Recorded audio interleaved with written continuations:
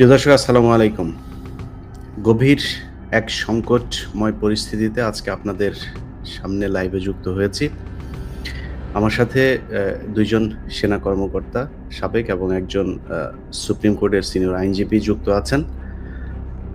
যে বিষয়টি নিয়ে আমরা আজকে আলোচনা করব, মূল বেশ কয়েকটি বিষয় নিয়ে আলোচনা হবে। তার মধ্যে সবচাইতে ১ম মুখ্য যে বিষয় সেটা হচ্ছে যে, আপনারা নিশ্চয়ই লক্ষ্য করেছেন যে পবিত্র আ আ ঈদুল ফিতর উপলক্ষে প্রথম আলো তাদের একটি আ ফেসবুক পোস্ট করেছিল। তাদের একটি নিউজ করেছিল, যে নিউজে আপনার আ মূলত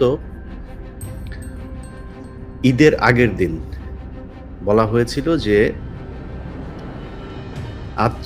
কাল চাঁদ দেখা গেলে আজ ঈদ। অর্থাৎ ঈদের ঠিক আগের দিনের একটি নিউজ। সেই নিউজটিতে তাদের আ যে ছবিটি কার্টুন আকারে দেয়া হয়েছিল, সেখানে কয়েকজন মানুষের ছবি, এবং আমার চোখে যেটা পড়েছিল সেটা হচ্ছে যে কুকুরের ছবিটা। আমি পরবর্তীতে একজন পুলিশের এসপি, যিনি কিনা, আমি উনার নামটা নিচ্ছি না, উনি আবার চিত্রাঙ্কন করতেন।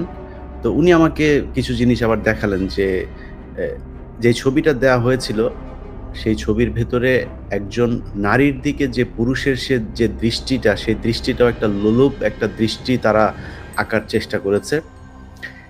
একটা পেঁচার ছবি দিয়েছে। আপনারা জানেন পেঁচা হিন্দুদের কোন দেবীর বাহন? আর সূর্যমুখী ফুলের একটা দেয়া হয়েছে, এবং সূর্যমুখী ফুল কিসের সেটাও আপনারা জানেন। এগুলো একটা সূক্ষ্ম ব্যাপার, কিন্তু যেটা আমার চোখে পড়েছিল সেটা হচ্ছে যে কুকুরের ছবি দেয়া। এই কুকুরের ছবি দেয়ার যে ঘটনা আপনারা জানেন, এর আগেও প্রথম আলো ২০০৭ সালে কিভাবে বাংলাদেশের মুসলমানদের ধর্মীয় অনুভূতিতে আঘাত দিয়ে তারপরে মানুষকে রাস্তায় নামিয়েছিল, এবং তৎকালীন বিএনপি যে সরকার ক্ষমতা থেকে মাত্রই ক্ষমতাচ্যুত হয়েছিল, তাদের পরবর্তী 1-11 সরকারের সময় তারা এই কাজটা করেছিল, এবং সারা পৃথিবীকে দেখিয়েছিল যে এদেশের দাড়ি টুপিওয়ালা লোকজনের কত প্রভাব, এবং এই দেশ যদি নাকি সরকার পরিবর্তন করে আওয়ামী লীগের হাতে দেয়া না হয়, অর্থাৎ ভারত নিয়ন্ত্রিত কোনো একটা পক্ষের হাতে দেয়া না হয়, তাহলে এই দেশ অতি সত্বর একটা জঙ্গি রাষ্ট্র হিসাবে পরিণত হবে। তারপরের ঘটনা এবং আগের ঘটনাও আপনারা জানেন। এই দেশে অবশ্যই জঙ্গি হামলা হয়েছে। সেই জঙ্গি হামলা যারা করেছিল, শায়েখ আব্দুর রহমান, বাংলা ভাই, তাদের ব্যাপারে তৎকালীন বিএনপি এবং জোট সরকার যথাযথ পদক্ষেপ নিয়েছিল, এবং সেই পদক্ষেপ কিভাবে নেওয়া হয়েছিল সেটা আপনারা দেখেছেন। বাংলাদেশের সব টেলিভিশন পত্রিকা, যাদের লাইভ সম্প্রচার করার সুযোগ ছিল, তারা সবাই লাইভ সম্প্রচার করেছে। তাদের ক্যামেরা ছিল, সেগুলো আমরা ভিডিও আকারে সোশ্যাল মিডিয়াতে দেখেছি। কিন্তু শেখ হাসিনার গেল ১৫ বছরে আমরা আজ পর্যন্ত কোনোদিন কোনো জঙ্গি আস্তানার ভেতরে কোনো ক্যামেরা লাইভ প্রোগ্রাম করে কোনো জঙ্গি নিধন আমরা দেখি নাই। অতএব বাংলা ভাই এবং শায়খ আব্দুর রহমানের যে জঙ্গি গোষ্ঠী, সেটাকে কারা প্যাট্রোনাইজ করেছিল, সেই বিষয়গুলো নিয়েও আমাদের আজকে যারা সেনা কর্মকর্তা আছেন, নিরাপত্তা বিশ্লেষক, তারা কথা বলবেন। এবং পরবর্তীতে যে ৫০০ জায়গায় বোমা বিস্ফোরণ করা হয়, ছায়ানট, উদীচী, এরা কাদের সংগঠন, কাদের মাধ্যমে এগুলো করা হয়েছিল, সেগুলো আমরা দেখেছি। ২১শে আগস্ট কিভাবে প্রথম আলোর তত্ত্বাবধানে এই জজমিয়া নাটক সাজিয়ে সেটা বিএনপির ঘাড়ে চাপানো হয়েছিল। সো আমি মনে করি, আমার ক্ষুদ্র একজন মানুষ হিসাবে, আমি ভাই খুব নিরীহ একটা মানুষ, আমার অত প্রভাব নাই, আমার ক্ষমতা নাই। আমি আমার জায়গায় মানুষের উপরে যতটুকু প্রভাব বিস্তার করার সুযোগ আছে, সেটা আমার এই সোশ্যাল মিডিয়া, ফেসবুক, ইউটিউব এর মাধ্যমে আমি কথা বলি। আমার কাছে মনে হয়েছে এই দেশের সবচাইতে বড় সংকট হচ্ছে এই প্রথম আলো, আওয়ামী লীগ এবং ইন্ডিয়া মিলে আমাদেরকে যে জঙ্গি রাষ্ট্র হিসাবে বানানোর চেষ্টা করেছে, সেটাই হচ্ছে সবচাইতে বড় ক্রাইসিস। আমার মনে হয়েছে যে আমাদের দেশের, বিশেষ করে বিএনপি এবং জামায়াত, আমাদের সেই আসল যে সমস্যা সেখান থেকে সরে এসেছে। তারা সেটাকে সমস্যা হিসাবে না দেখে অন্যদিকে ঘুরার চেষ্টা করছে। বিশেষ করে বিএনপির অনেক কথাবার্তা শুনলে আমার কাছে মনে হয় আওয়ামী লীগের কোনো একজন ব্যক্তি বোধহয় কথা বলছে। তারা এখন মুক্তিযুদ্ধের চেতনা নিয়ে কথা বলেন, এবং এই যে প্রথম আলোকে যদি নাকি কেউ প্রতিবাদ করতে যায়, সেটাকেও তারা মির্জা ফখরুলের মতো মানুষ বলে ফেলেন যে তাদের উপরে নাকি হামলা হয়েছে, এবং এই গণমাধ্যমের উপরে হামলা বিএনপি কোনোভাবেই সহ্য করবে না। জামায়াতের আমির তিনি গতকালকে তার ফেসবুক পোস্টে প্রথম আলোর ব্যাপারে কথা বলেছেন। একটি পোস্ট করেছেন। এই ছবিটা নিয়েই তিনি পোস্ট করেছেন যে প্রথম আলোর সেই তওবা করেও তারা এখনো ভালো হয়নি। এখন আমার কথা হচ্ছে যে জামায়াতের আমির এই কথাটা যখন বলছেন, আমার মনে হয় ততদিনে অনেক ড্যামেজ হয়ে গিয়েছে আমাদের এই দেশের। এই কথাটা আরো অনেক আগে বলা উচিত ছিল, যখন আমি কিংবা পিনাকি কিংবা কনক সারোয়ার সহ যারা এগুলোর ব্যাপারে কথা বলেছে, আমার মনে হয় সারা দেশের মানুষ এই ব্যাপারে একমত যে প্রথম আলো এবং ডেইলি স্টার এই দেশের ভারতীয় একটি এজেন্ট এবং তাদের এই কার্যালয়টি ভারতীয় গোয়েন্দা সংস্থার একটি কার্যালয়। সো আমরা তাদের ব্যাপারে যদি আগে থেকে তৎপর হতাম, আমার মনে হয় আরো অনেক ভালো হতো। তারপরেও দেরিতে হলেও জামায়াতের আমির যেটা বলেছেন তাকে ধন্যবাদ জানাই। আমি বিশ্বাস করি জামায়াত এবং বিএনপি প্রথম আলোর এবং ডেইলি স্টারের ব্যাপারে তাদের এই মতামত একই রকম রাখবেন এবং ভবিষ্যতে প্রথম আলো এবং ডেইলি স্টারের ব্যাপারে তারা সবসময় সোচ্চার থাকবেন। যাই হোক, আমি ভূমিকায় অনেক কথা বলে ফেললাম, কারণ আমাদের এই কথাগুলো আমার মনে হয় আপনাদেরকে জানানো উচিত। তারা নতুন করে যে বিষয়গুলো শুরু করেছে, যে জঙ্গি একটা আবহ বাংলাদেশের ভেতরে তৈরি করার চেষ্টা করে আবারও আলেমদের উপরে, বাংলাদেশের মুসলমানদের উপরে যে নির্যাতন, সেই নির্যাতনগুলো চালানোর জন্য একটা প্রেক্ষাপট তৈরি করার চেষ্টা চালিয়ে যাচ্ছে। আমি গতকালকে খুব অবাক হয়ে দেখলাম, বেশ কয়েকটা গণমাধ্যমে আমি দেখেছি যে সেখানে নিউজ হয়েছে ছায়ানটের সেই মামলার কোনো নাই। ছায়ানটের মামলা কারা করেছে, উদীচী কারা করেছে, নারায়ণগঞ্জ কারা করেছে, ৫০০ জায়গার বেশি জায়গাতে বোমা কারা মেরেছে সেগুলো বাংলাদেশের মানুষ এখন জানে। ২১শে আগস্ট কারা গ্রেনেড হামলা করেছে সেটাও আমরা জানি। আমি আজকে প্রথমেই আমাদের নিরাপত্তা বিশ্লেষক জনাব হাসিনুর রহমান আপনার কাছে যাব। তার আগে আমার আজকের এই লাইভ প্রোগ্রামটা যার কারণে আসলে আমি করতে চাচ্ছি, মানে করতে প্রস্তুতি নিয়েছি, তিনি হচ্ছে আমাদের মেজর সুমন ভাই। যে কারণে সুমন ভাইকে আজকে আগে বলার সুযোগ দেই। সুমন ভাই বেশ কয়েকটা বিষয়ে, মানে হাসিনুর ভাই আপনার কাছে আমার খুব সুনির্দিষ্ট কিছু কোশ্চেন আছে, সেটা অন্য প্রেক্ষাপট, যে কারণে আমি আপনার কাছে পরে যাচ্ছি। সুমন ভাইকে দিয়ে শুরু করি। সুমন ভাই, আপনি নিজেও একজন নিরাপত্তা বিশ্লেষক, আপনি গবেষণা করেন এগুলো নিয়ে। আপনার কাছে কি মনে হয়, মানে এই যে বাংলাদেশের কয়েকটা গণমাধ্যম তারা আবার নতুন করে বাংলাদেশকে জঙ্গি রাষ্ট্র হিসেবে উপস্থাপন করবার চেষ্টা করছে, এর পেছনে কোনো ষড়যন্ত্র দেখছেন কিনা?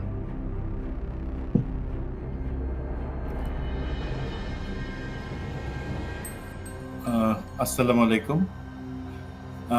প্রথম জিনিস, আমি নিরাপত্তা বিশ্লেষক না, আমি বাংলাদেশের অন্য আর যে কোনো সাধারণ জনগণের মতোই, তবে বাংলাদেশে নিরাপত্তা এবং বাংলাদেশের ব্যাপারে অপপ্রচার যেটা চালানো হয় একটা মহল থেকে, তার ব্যাপারে আমি সবসময় সোচ্চার থাকবার চেষ্টা করি।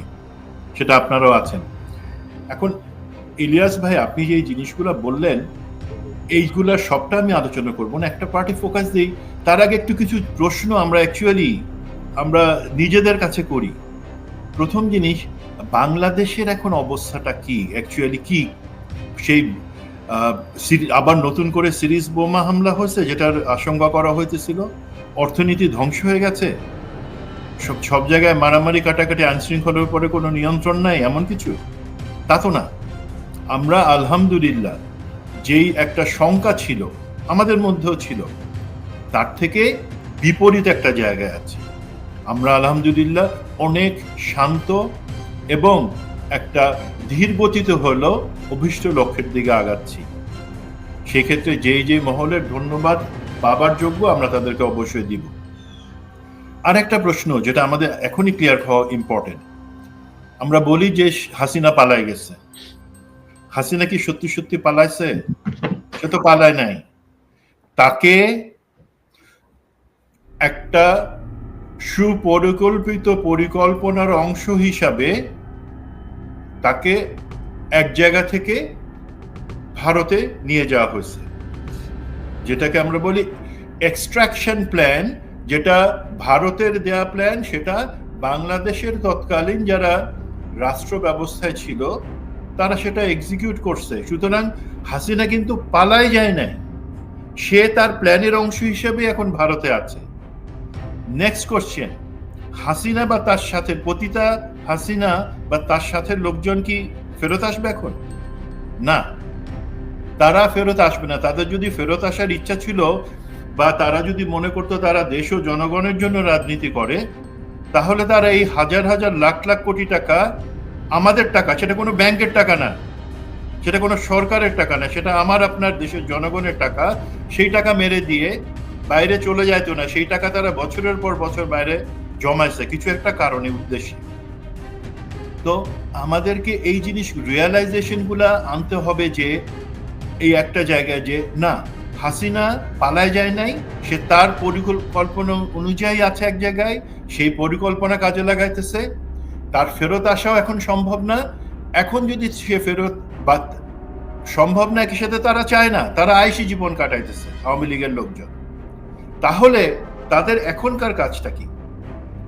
এই যে আপনি বললেন শুধু প্রথম আলো, ডেইলি স্টার তা না, Bangla Tribune, ATN, Bangla ATN news, channel I এবং এই ধরনের মিডিয়া, দেন আমাদের জনপ্রশাসনের একটা বড় অংশ যাদেরকে তারা বসায় রাখছিল যাওয়ার আগে, আমাদের যেটা আমরা বলি মিলিটারি লিডারশিপ, যারা বলে তারা আন্দোলনে ছাত্র জনতার পাশে এসে দাঁড়াছিল শেষ মুহূর্তে হলো এবং হাসিনাকে চলে যেতে বাধ্য করছে, তাদের একটা ছোট অংশ হলো সেটা হাসিনারই বসানো এবং এখনো তারা সেই জায়গায় বসে আছে। আমাদের পুলিশ প্রশাসন, আমাদের বিচার বিভাগ, সবাই কিন্তু যেই লোককে হাসিনা এবং আওয়ামী লীগের সরকার সেখানে বসায় রাখছিল একটা উদ্দেশ্যের জন্য, সেটা কাজে লাগাইতেছে। তো এখন যখন তারা দেখতেছে যে আলহামদুলিল্লাহ আমরা দ্বিপাক্ষিক এবং আন্তর্জাতিক বা অন্যান্য কূটনৈতিক জায়গাগুলোতে যে সমস্যা হইতে পারতো বা দেশের অভ্যন্তরীণ আইন শৃঙ্খলার ক্ষেত্রে, অর্থনীতির ক্ষেত্রে যে সমস্যা হইতে পারতো, সেগুলা আমরা ট্যাকেল করতেছি, আমাদের মাথা উঁচু রেখে আমরা ট্যাকেল করতেছি সেগুলা, তখন এদের মাথাটা গেছে খারাপ। সেই মুহূর্তে তারা এখন তাদের একটা বড় অস্ত্র, যেটা সবসময় স্ক্রিপ্টটা লিখে দেয় ভারতীয় লিখে দেয় যে তোমাদের টিকটিকায় রাখার জন্য আওয়ামী লীগ এবং তার সাথে লোকদের টিকায় রাখবার জন্য প্রেসক্রিপশনটা হইলো, যার মধ্যে প্রথম ওষুধ দেশকে জঙ্গিবাদের একটা আস্থান হিসেবে প্রমাণ করা।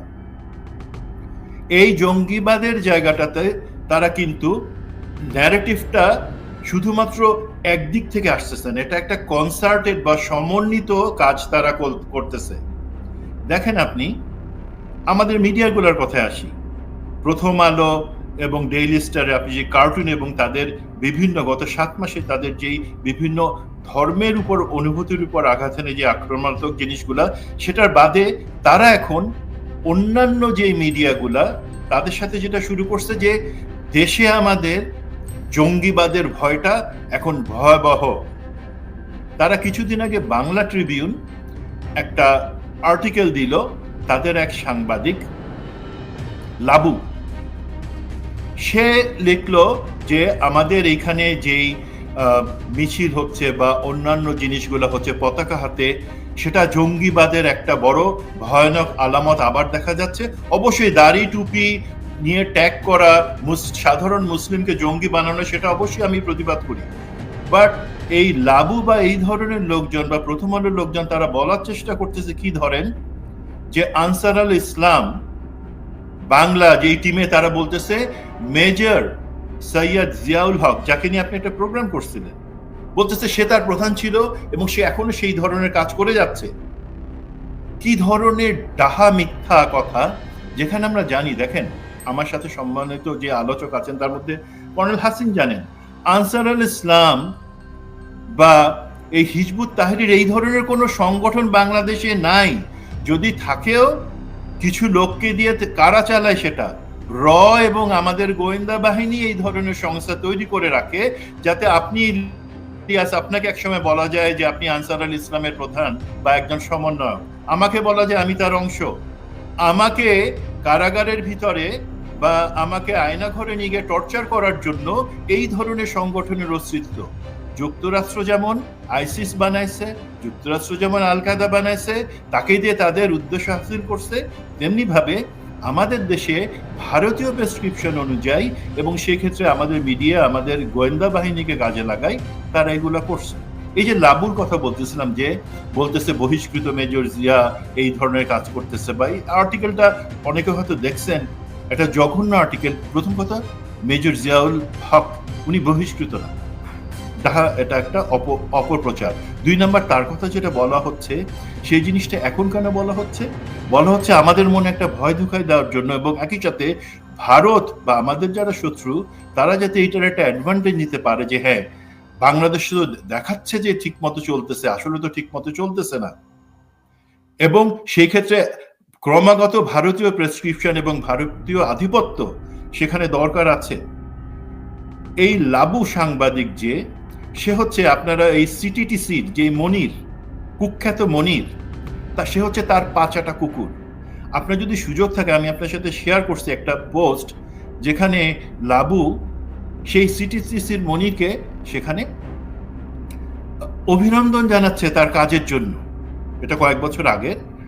তো এই ধরনের লোকজন, হ্যাঁ এক্স্যাক্টলি এরা সেখানে, এরা এদের 5টা কুকুর। এবং আমরা সবাই এখানে জানি, যারা দর্শক আছেন, এবং আমরা জানি এই সিটিটিসির মনির কিভাবে তারা জঙ্গি নাটক সাজায় বাংলাদেশের নিরীহ যারা ধর্মীয় অনুভূতি বা ধর্মীয় প্র্যাকটিস করেন তাদের উপরে অত্যাচার চালাইছে, তাদেরকে জেলে রাখছে, আয়না ঘরে নিচে মেরে ফেলছে। তারা এখন আবার চাচ্ছে বাংলাদেশের পুলিশের একটা বড় অংশ বা পুলিশের সিদ্ধান্তের একটা বড় অংশ দুর্ভাগ্যজনকভাবে এখনো বেনজির এবং মনিরের মাধ্যমে আসে। এটা আমরা স্বীকার করতে না চাইলেও এটাই সত্যি যে তারা এই ধরনের পরিকল্পনাগুলোর জন্য হাসিনার হয়ে কাজ করতেছে, এবং তারা করে যাবে যদি না আমরা সরি শুন ভাই, সরি, মানে সিটিটিসির এখন যে চিফ মাসুদ করিম, সে মনিরের ঘনিষ্ঠ বন্ধু, আসাদুজ্জামানের ঘনিষ্ঠ বন্ধু, তাকে ওইটার প্রধান বানানো হয়েছে। জি, এবং সেটা বানানো হয়েছে, এটা তো প্রেসক্রিপশনে ছিল ভাই। আজকে আপনি যত সচিব থেকে শুরু করে, ইভেন আমার কষ্ট হলে আমি বলবো, আমি সবসময় বলি সামরিক বাহিনী সেটা আমার জানের একটা অংশ, কলিজের একটা অংশ। সেখানে যে দুষ্ট লোকদের বসায় রাখা হচ্ছিল অল্প কয়েকটা, তাদের তো আমরা সরাই নাই, তাদের তো আমরা পুরোপুরি বিচার করি নাই, এবং সেই জায়গায় আবার নতুন কিছু দুষ্টকে এলিভেটেড র্যাঙ্ক দিয়ে উপরে আনা হচ্ছে। এগুলো আমাদের জন্য ভালো না। তবে আপনি যেটা বললেন জঙ্গিবাদ বা আমাদেরকে জঙ্গি রাষ্ট্র, এটা ভারত গত 50 বছর ধরে করে আসছে এবং এখন এসে করে যাবে। আমাদের ইন্টারনালি আমরা কি করতে পারি এটা অ্যাড্রেস করবার জন্য, বা মেজর সৈয়দ জিয়াউল হক বা এই ধরনের একজন মেজর জাহিদকে তারা মেরেই ফেললো জঙ্গি ট্যাগ দিয়ে। এই ধরনের জিনিসগুলো যাতে না করা হয়, প্রথম 2টা জিনিস বলেন তো আপনারা। হাসিন স্যার, আপনি বলতে পারবেন আমরা কি আজকে পর্যন্ত যত ক্রস ফায়ার হয়েছে হাসিনার আমলে সেই 15 বছরে, সেগুলোর জন্য কোনো কমিশন করছি বা আলাদা করে লিস্ট করে সেগুলো বিচারের আওতায় আনার চিন্তা করছি? করি নাই, কিন্তু সে কাজটা বাকি রয়ে গেছে। দেন এই যে মুনির, কুকুর মনির, বা আমরা যেটা বলি সবসময় জারজের জারজ, সেই মনির যত জঙ্গি নাটক সাজাইল এই খুনি জিয়াউল আহসানের সাথে মিলে, সেই জঙ্গি নাটকগুলো একটা লিস্ট করে আমরা কি সেগুলো একটা কমিশনের মাধ্যমে তদন্ত করতে পারি না? যখনই আমরা এই জায়গাটাতে আসব, তখন কিন্তু আপনি দেখবেন এই যে ইলিয়াস বললেন যে সিটি বর্তমান যে চিফ, সে হচ্ছে একই, তার লেজটাও একই জায়গায় বাঁধা। তখন কিন্তু আমরা তাদেরকে ধরে টানতে পারবো, তারা সবাই চলে আসবে। সেটা বেসামরিক প্রশাসন, পুলিশ, অথবা দরকার হলে সেনাবাহিনী যদি কেউ জড়িত থাকে তাদেরকে অবশ্যই সেখানে আনতে হবে। 2টা নতুন কমিশন, যেটা দাবি আগে থেকে ছিল, হয় নাই। একটা হচ্ছে যত ক্রস ফায়ার হয়েছে সেটার জন্য একটা কমিশন। 2 নাম্বার হচ্ছে যত ধরনের জঙ্গি নাটক সাজায় এই সিটিটিসি বা অন্যান্য গোয়েন্দা বাহিনীর মাধ্যমে হয়েছে, সেগুলার তদন্তর পরে তারপরে বিচার হবে, সেটার জন্য আমরা অপেক্ষা করতে রাজি আছি, কিন্তু তদন্তটা এখন করতে হবে।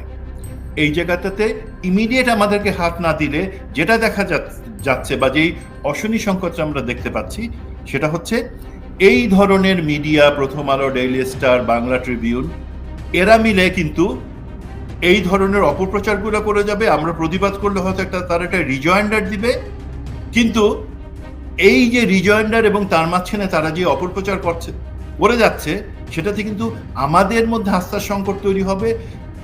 বহির্বিশ্ব বাংলাদেশকে কিন্তু সেই খবরটার উপর দিয়েই চিনবে তারা রিজয়েন্ডারের দিকে তাকাই থাকবে না, এবং তারা এটা তাদের একটা টেকনিক। আপনি দেখবেন প্রথম আলো, এটিএন, চ্যানেল আই তার এই ধরনের এক একটা মিথ্যা বা গুজব বা পরিকল্পিত মিথ্যা কথা আমাদের মধ্যে ঢুকায় দেয়, 2 দিন পরে রিজয়েন্ডার দেয়। এটা তারা করে যাবে। তাদেরকে থামানোর এখনই সময়। এবং আমি মনে করি বর্তমান যেই সরকার আছেন, প্রফেসর ইউনূসের যে সরকার আছেন, তাদের জন্য এটা খুবই একটা সহজসাধ্য একটা জিনিস যে তারা এই জায়গাগুলোতে এখন নজর দিবেন, এবং সেটা অবশ্যই জরুরি আমাদের জন্য।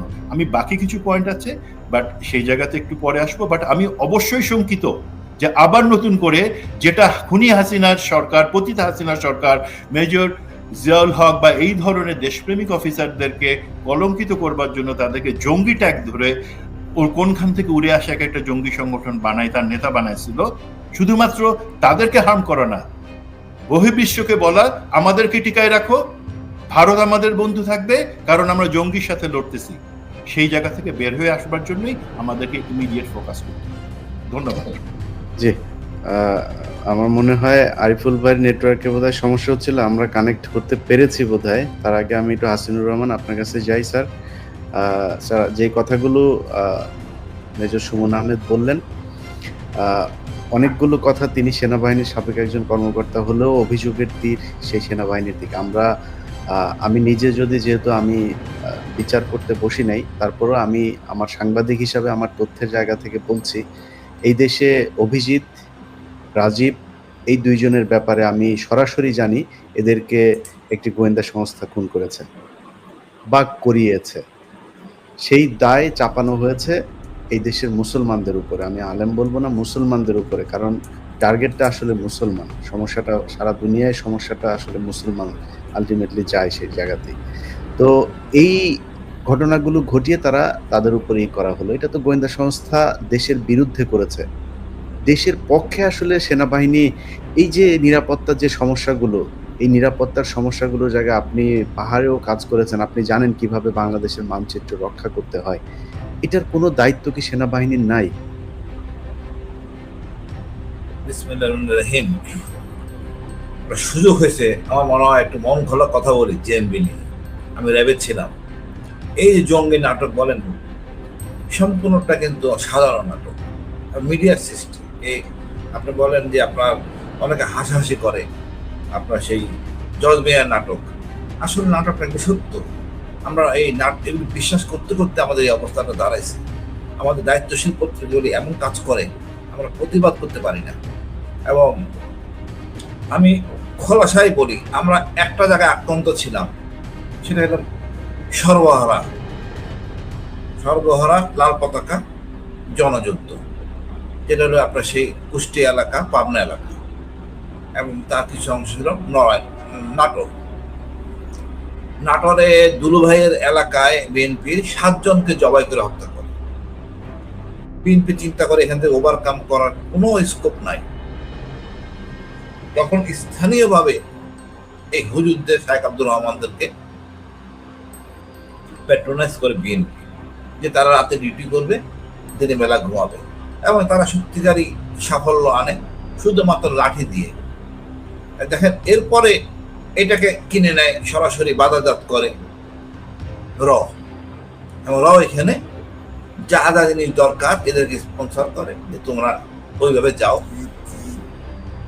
খেলাফত প্রতিষ্ঠিত করো। এবং এর বুদ্ধিতেই শায়েখ আব্দুর রহমান না বুঝে না শুনে 64 ডিস্ট্রিক্টে বোমা ফুটায়। আমি বোমা বলবো না, এটা যদি পটকা, কারো গায়ে লাগতে পারে, কিছু আসে যায় না। এই বোমাতে কোথাও কে মারা যায় না, এখানে স্প্লিন্টার ছিল না। আমরা যে আতশবাজি ফুটাই, এটারই বড় আকারে পটকা, শব্দ বেশি হবে, কিন্তু কোনো স্প্লিন্টার নাই। স্প্লিন্টার না থাকলে কেউ মারা যায় না। একজন মারা গেছে কারণ সে ওই বক্সটার উপরে বসা ছিল, অন্ডকোষটা ফেটে যায়, তার জন্য সে মারা যায়। বাট এটাকে আমরা বোমা বানাই এমন একটা কাহিনী বানাইছি, আমরা এত রঞ্জিত করছি যে আমরা জঙ্গিদের আক্রান্ত হয়েছি। যা হোক, আমরা সাফল্যতার সাথে এটাকে আমরা নিয়ন্ত্রণ করি। আর এই নিয়ন্ত্রণের দায়িত্বভার যদি বলেন, ইন্টেলিজেন্সের আসপেক্টটা, সেটা আমাদের জামাতের আমির ছিলেন নিজাম সাহেব, মারা গেছেন, শিল্পমন্ত্রী ছিলেন, উনি নিজ হাতে 2 জন সোর্স আমাদেরকে হস্তান্তর করে, কর্নেল গুলজারের হাতে তার মাধ্যমে আমরা ইনফ্যাক্ট এই ইন্টেলিজেন্স নেটওয়ার্কের মধ্যে ঢুকতে পারি এবং সফল হই। আমি অনেক ভাবে চর্চা করি এবং অনেক, ওদের যে সবচেয়ে জ্ঞানী ছেলেটা ছিল ইঞ্জিনিয়ার সালাউদ্দিন, তাকে আমি ধরি, তার সাথে অনেক দীর্ঘ সময় আলোচনা করে কথা বলি। তারাও একমত ছিল না বোমা হামলায়, কিন্তু বিশেষ মহল অর্থাৎ এই বাধ্য করে বোমা হামলা। আমরা সবসময় এড়িয়ে গেছি। এক্সক্লুসিভ পাওয়ার জেলের সবচেয়ে বড় মানে কঠিন মানে মানে ভয়ঙ্কর এক্সক্লুসিভ, সেখানে লেখা ছিল মেড ইন ইন্ডিয়া। কোনো সাংবাদিক এটা নেন নাই। আমি চিৎকার করে বলতেছিলাম এটা দেখেন, তারা দেলোয়ার সাইজের ক্যাসেট নিয়ে পাগল হয়ে গেছে। বড় লজ্জা ছিল আমাদের সাংবাদিকদের নিয়ে। এখন আজকে প্রায় 8 মাস কোন একটা দেশপ্রেমিক সাংবাদিক সংগঠন বা টিভি গড়ে ওঠে নাই। আমাদের নিয়ে এত কিছু বলা হচ্ছে ইন্ডিয়ান মিডিয়া, আমরা বলতে পারতেছি। এটা আমার খারাপ লাগে। এদের দেশপ্রেম ভালোবাসা কিছু নাই। এটিএন বাংলা বা চ্যানেল আই বলেন, কত চ্যানেল আমাদের আছে। আর এই প্রথম আলো কেন এমনটা করতেছে আমি জানি না। এদেরকে বিবেক নাই, তার দায়িত্ববোধ নাই। তারপরে বলবো, আমাদের মাহমুদুর ভাই এখন নিয়ে চলে আসছেন।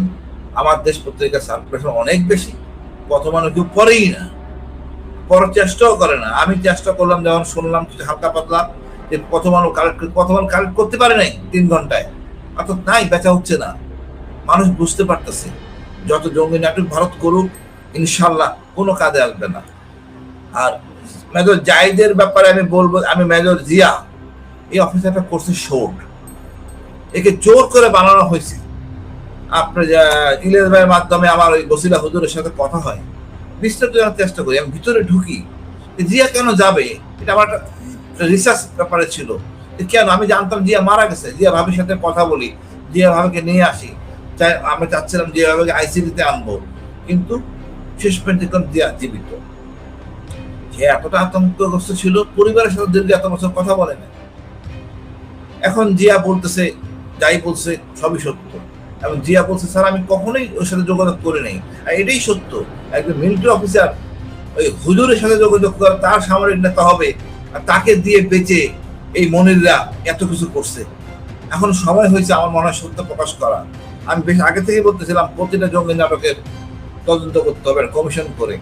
এই অপরাধে অনেক লোক জেলখানে কষ্ট করতেছে। আমার মনে হয় বের করে নিয়ে আসা উচিত এবং সত্য জাতি জানানো উচিত। এবং আসিফ নজরুল ভাই কেন করতেছেন না, এটা নিয়ে বলা হয়েছে, জঙ্গি নাটক দিয়েই আওয়ামী লীগ টিকে ছিল। তো এই জায়গাটা তো ভাঙতে হবে। আমাদের এই জায়গা, এই জঙ্গি নাটকের ব্যবসা করেছিল আওয়ামী লীগ। তা আওয়ামী লীগকে যদি আমি ভাঙতে চাই, চিরতরে জঙ্গি নাটক উত্থাপন করতে হবে। আপনি ভাবেন, পলা নাই কয়া নাই, আপনি কুকিচিন নিয়ে আসতেন সেই রুমাতে, মুসলমান জঙ্গি হবে, তারা কেন কুকিচিনের কাছে যাবে? নাকিংছড়ি তো রোহিঙ্গা আছে, আরো আছে, ওদের কাছে ট্রেনিং নিলেই পারে। অনেক পুরনো সামরিক যুদ্ধ আছে নাকিংছড়িতে, কাশি ওইখানে না যাইয়া রুমা জঙ্গলের মধ্যে যাবে ট্রেনিং করতে। এই ধরনের বাজে প্রেসক্রিপশন দিছে, মনিরা খাওয়াইছে, আমাদের গোয়েন্দা সংস্থা খাইছে এবং এগুলি প্রচার করছে। কতটা মানে আহমক ছিলাম। আপনারা জানেন জেএমবি দমনে কুমিল্লায় বোম ব্লাস্ট হয়, আমি ছিলাম ওখানে। আমি সব ছিল দৃশ্যমান, কোন লুকোচুরি করিনি, সামনাসামনি দিচ্ছে ক্যামেরাকে কথা বলেন। এই কথা বলার জন্য আমাদের এক গোয়েন্দা অফিসার মেজর মনির, সে চিটাগাং বিভাগীয় কমান্ডার মোহাম্মদ, সে মুখ ফসকে বলে ফেলে পাকিস্তানের নাম। তার নেতা শাহেখ আব্দুর রহমান পাকিস্তানে গেছে।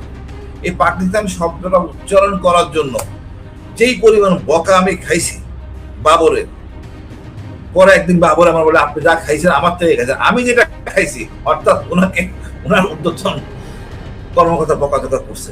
আমরা মনে করি আসলে মানে আমরা স্বচ্ছ ছিলাম ওই সময়। এই ক্যামেরার সামনে এসে যে মিডিয়া ট্রায়ালগুলি করা হয়েছে লজ্জাজনক। দেশটাকে নিজেরা জঙ্গি বানাইয়া ক্ষমতা থাকার জন্য, আর যারা এই সহযোগী ছিলেন, এদের বিচারে আওতায় আনা উচিত। আজকে এতদিন হয়ে গেছে, আমরা এখনো মামলা ঠিক মতো চালু করতে পারি নাই।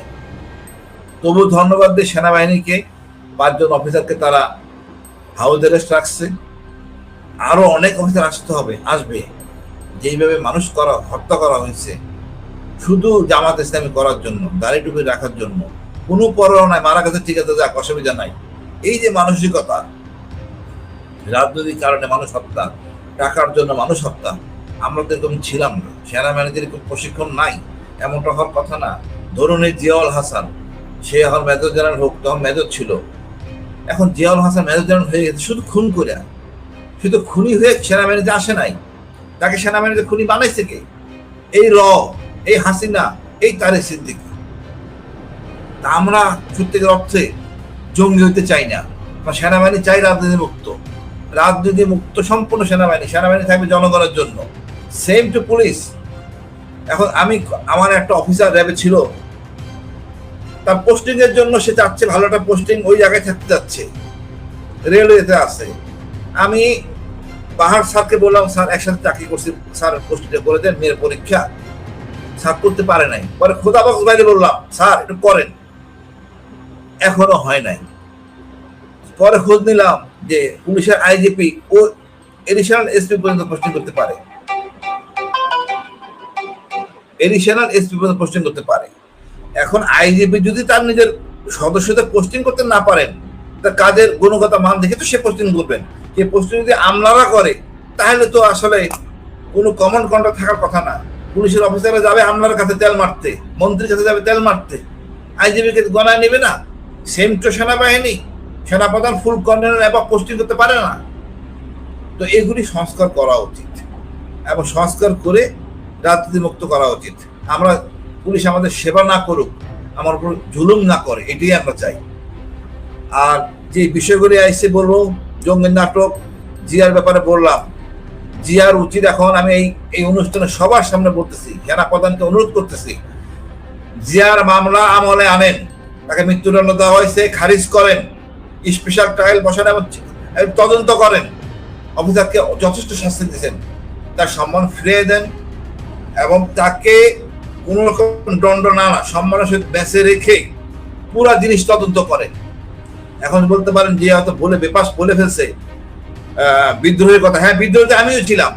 আমি শেখ হাসিনাকে ঘৃণা করতাম, বিডিআর হত্যা করে খালেদাকে ক্যান্টনমেন্ট থেকে বের করে দেওয়ার আমি ঘৃণা করতাম শেখ হাসিনাকে, বরদোয়া দিতাম নামাজে। আমি আল্লাহ অভিশাপ করুক, আমি না, বহু মানুষ, বহু অফিসার, তার বলতে পারতাম না, এটাও বিদ্রোহ। তো জিয়া কোনো কাজ করে নাই যে তাকে এইসব কাজের পিছনে হলো মামুন, জেনারেল মামুন খালেদ, এইটা নাম মনে রাখবেন, জেনারেল মামুন খালেদ একটা অসভ্য অফিসার, অনৈতিক অফিসার। মোল্লা ফজলে আকবর অনৈতিক অফিসার। আর আমাদের সেনা কর্মকর্তা আর 2-1 জন আছেন। আমার বিশ্বাস, আমার যে মামলা দুটো আইসিটিতে করছি, দুইটার মাধ্যমে আসল রক্তমুক্তি বেরিয়ে আসবে। বিডিআর হত্যায় আমাদের অনুশোচনা হয় নাই। কতটা নির্মম হইতে পারি আমরা। ইলিয়াস ভাই, তানভীর ভাবির কথা জানেন, তানভীর হারায় গেছে, মারা গেছে। এখন ভাবি যদি বলা হয় আরেকজনের লাশ স্বামী হিসেবে গ্রহণ করতে, কতটা নিচে নামতে পারি আমরা, কতটা নিচে নামতে পারি। সেই স্বামী হারা আরেকটা লাশকে বলতেছে রিসিভ করতে স্বামী হিসাবে। এইটা আমার সেনাবাহিনী, ওই জেনারেলদের ফাঁসি দেওয়া উচিত। আমি ওদেরকে কুকুরের বাচ্চা বলবো, ওই সব জেনারেল যারা এগুলি বলছে করতে। মানুষের বাচ্চা না, ওরা যারা সন্তানের বাচ্চা সেনাবাহিনী। আমার বলতে খারাপ লাগতেছে, ওই ব্যারিস্টার ফুয়াদ বলছে অনেকে মনে কষ্ট পাইছে, আমার কষ্ট লাগে। একটা ভাবি স্বামী হারা আরেকটা লোককে লাশকে বলতেছেন স্বামী হিসেবে গ্রহণ করতে। আপনাকে মানুষ, আমরা তো জীবন দেওয়ার জন্য সেনাবাহিনীতে ঢুকছি, দেশের জন্য জীবন দিব, এই জন্য না। ওই সকল সেনাপ্রধানদের বিচার হওয়া উচিত। তবে বর্তমান সেনাপ্রধান, তার সহকর্মীরা আমি মনে করি অনেক গুণগত মান ভালো। তবে এখন দৃশ্যমান হচ্ছে তারাও বুঝতে পারতেছে এই অপরাধীকে রেখে বদনাম হবে সেনাবাহিনীর। সেনাবাহিনীকে কলঙ্ক মুক্ত হইতে হবে। ডিজিডিজিএফআই অল যারা আশেপাশে আছেন, আমি জানি তারাই সবাই কাজ করতেছেন, তারাও বুঝতে পারতেছেন এটা আমাদের অপরাধ হয়েছে। এই বুঝাটাও একটা সংশোধন, এই বুঝতেই তাদের মধ্যে ছিল না। এখন আমি বলি, অনেক বিষয় আসবে জঙ্গি নিয়ে। জঙ্গি হওয়ার কোনো স্কোপ নাই বাংলাদেশে।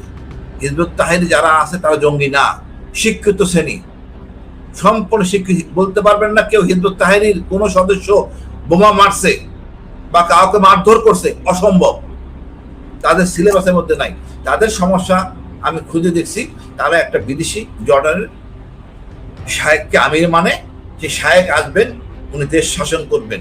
আমি বললাম একটা স্বাধীন দেশ কখনো পরদিন হয় না। তাদের সাথে আমার কথা হয়েছে বিস্তারিত, পারিবারিক ভাবে সম্পর্কিত ছিল। ভদ্রলোকের সাথে, এটার বাস্তবতা। আর যেগুলো দেখতেছেন হরকতুল জিহাদ, এটা তো আমাদের দেশের গর্বের ছিল। যখন তারা রাশিয়ার বিরুদ্ধে যুদ্ধ করছে তখন ছিল গর্বের, যখন তারা আমেরিকার বিরুদ্ধে যুদ্ধ করা শুরু করলো তখন হয়ে গেল তারা জঙ্গি। এখন আমার দেশে বহু পুরো পাকিস্তান আমলো যদি যাত্রা হইতো, হুজুরা পছন্দ করতো না, দুটা পটকা মারতো, গালাগালি করতো, দুইটা মূর্তি ভাঙতো।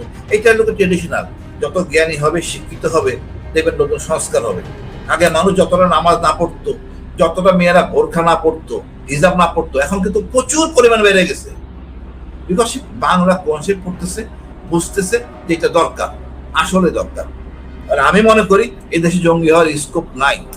একটা মজার জিনিস ঘটছে, আপনারা এলাও করছেন কিনা, যে আমাদের মার্চ ফর গাজা যে অনুষ্ঠানটা হলো শহীদ মিনারে, এটা বিশেষ আলোড়ন। সব ধর্মীয় নেতারা, সকল লোক এক জায়গায় আমরা চলে আসছি, প্রায় 10 লাখ লোক। আর নেতৃত্বে ছিলেন মাহমুদ রহমান ভাই। সুতরাং ইচ্ছা করলো জঙ্গি নাটক করার কোনো অবকাশ নাই। প্রতিটা মানুষ, প্রতিটা এলাকার জনগণ জানে ভারত আমাদের শত্রু। সুতরাং হাসিনা বা আওয়ামী লীগ যত লাভ দিক, স্বল্প সময়ের জন্য হয়তো কিছু করতে পারে, আমার মনে তাও সম্ভব হবে না। তবে আমি মনে করি আমরা এখন সবাই সচেতন, সবাই ভোকাল, অন্তত বলতে তো পারতেছি। এবং আমি অনুরোধ করবো ইলিয়াস ভাই, অন্তত মাসে একবার অনুষ্ঠান করবেন, আমরা দেশের সার্বিক পরিস্থিতি নিয়ে বলতে পারবো। আপনার লোকজন ফলোয়ার আছে, সবাই জানবে, আমাদের উচিত জানানো। একটা মেয়ে ঘটিত ঘটনা ঘটে, এটাকে আবার সেই মেঘনা, এখানে তো কিছু করার নাই। মেঘনা একটা অনৈতিক নারী, অনৈতিক কর্মকাণ্ড করছেন একটা রাষ্ট্রীয় কূটনীতির সাথে। এই কূটনীতি তো অসভ্য জাতি, কোনো বলার নাই।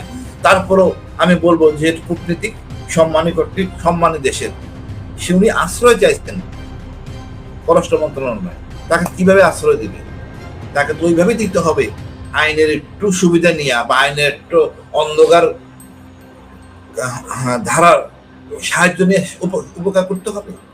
মেয়েটাকে এমন কায়দা করছে, ভদ্রলোক বেকায়দা পড়ে গেছেন। ভদ্রলোক বলতে হচ্ছে যে আমাদের রাষ্ট্রদূত, সম্মানিত দেশের রাষ্ট্রদূত। তারপরও আমরা পিতামাতা হিসাবে গার্জিয়ানদের উচিত নিজের ছেলে মেয়েদের নিয়ন্ত্রণ করা। এটা অনৈতিক হওয়ার কোনো অবকাশ নাই। ভদ্রলোকের বাড়ি নাকি বেলি রোডে,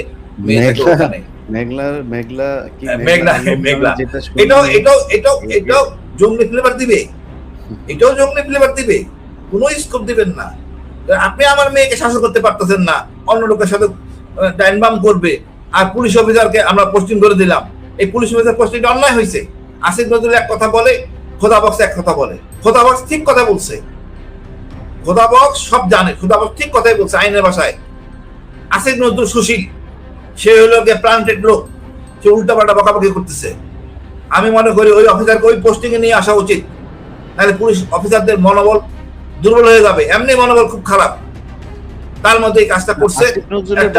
কারণ আছে, ভিডিও টিডিও থাকতে পারে হয়তো। আসিফ নজরুল এসব ভিডিও টিডিও দিয়ে আবার সেট করলে সে আবার শুনে, সেও ধরা পড়তে পারে। অস্বাভাবিক কিছু না। সুশীল তো আমি আগে বললাম, সুশীল বা কলা বিভাগ সমস্যা আছে। আরিফ ভাই আমাদের সুপ্রিম কোর্টের একজন সিনিয়র আইনজীবী। আরিফ ভাই, আপনি এতক্ষণ বক্তব্য শুনছিলেন। আরিফ ভাই, আমার কথা কি শোনা যায়? জনাব আরিফুল ইসলাম, যে আপনি একটু আনমিউট করবেন। জি, আচ্ছা জি।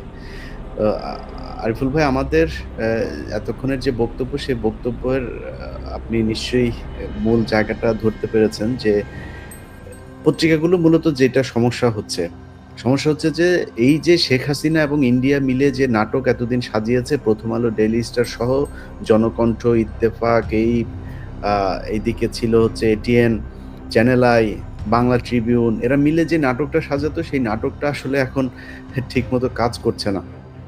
এবারের এই যে ছায়ানট এতদিন ধরে প্রথম, বা এবার আমি দেখলাম যে এদিকে আমরা মানে যেই মঙ্গল শোভাযাত্রার নামে যে অমঙ্গল করা হইতো, সেটাকে তো নাম পাল্টিয়ে করা হয়েছে, কিন্তু ছায়ানটের এটা কিন্তু ঠিকই ছিল। এবং আপনি যদি দেখেন, আমি খুব অদ্ভুতভাবে দেখলাম, ডেইলি স্টার একটা নিউজ করেছে ওই দিন সকালে। সেই সকালে সে কিন্তু সেই আগের সেই মূর্তি টুর্তি সেগুলোকেই নিয়ে এসছে, সেই সূর্যমুখী ফুল, সেই পেঁচা গাধা যা যা ছিল ওগুলোকে নিয়ে এসছে। এবার যেটা পাল্টেছে, এই ছবিগুলো তারা ব্যবহার করে নাই। এবং তাদের সেই সকাল ভোর থেকেই কিছু মিডিয়া দেখলাম ছায়ানটের সেটাকে লাইভ করলো। তো ছায়ানট কারা কেন করে এগুলো তো মানুষ জানে, তারপরে সেগুলো করা হচ্ছে। তো তাদের মূল উদ্দেশ্যটা হচ্ছে এদেরকে শাস্তি দেওয়া, ফাঁসি দেওয়া।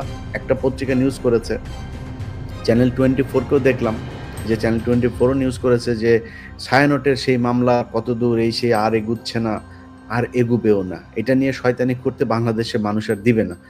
তো এই মামলাগুলো তো আছে এবং এখনো অনেক মানুষ জেলে আছে শেখ হাসিনার এই সাজানো নাটকে। আরিফুল ভাই, আপনি এই মামলাগুলো নিয়ে দীর্ঘদিন কাজ করছেন। ভেতরে কি অবস্থা, কি পরিমাণে মানুষ এখনো আছেন, তাদের জামিনের সমস্যাটা কোথায় হচ্ছে? ধন্যবাদ জনাব ইলিয়াস হোসেনকে আমাকে ওনার ফেসবুক লাইভে আমন্ত্রণ করার জন্য। সেই সঙ্গে আমি ধন্যবাদ জানাচ্ছি আজকে আমাদের দুই আলোচক দল, জনাব হাসিনুর রহমান বীর প্রতীক, জনাব সুমন আহমেদ, এবং ধন্যবাদ জানাচ্ছি আজকের যেসব দর্শক এই লাইভটি শুনছেন সবাইকে আসসালামু আলাইকুম। আমি একজন আইনজীবী হিসেবে